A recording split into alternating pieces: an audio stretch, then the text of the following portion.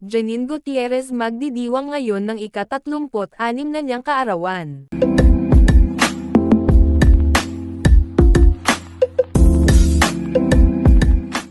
Kaarawan na nga ngayon ng aktres na si Janine Gutierrez kaya masayang-masaya ang kanyang mga tagahanga. Marami ang nag-aabang kung ano ang magiging selebrasyon para sa kanyang espesyal na araw. Usap-usapan din kung anong regalo o sorpresa ang ibibigay sa kanya ng kasintahang si Jericho Rosales.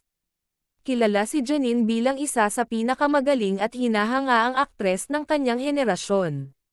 Sa social media, bumuhos na ang mga pagbati mula sa kanyang mga kaibigan at taga-suporta. Tiyak na may inihandang espesyal na paraan si Jericho upang mapasaya si Janine.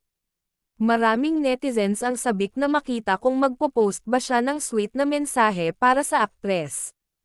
Hindi may kakaila na isa ang kanilang relasyon sa pinakakilalang tambalan sa showbiz. Samantala, inaasahan na ibabahagi rin ni Janine ang ilang larawan ng kanyang pagdiriwang. Tunay na espesyal ang araw na ito para kay Janine dahil bukod sa kanyang kaarawan, dama niya ang pagmamahal ng lahat.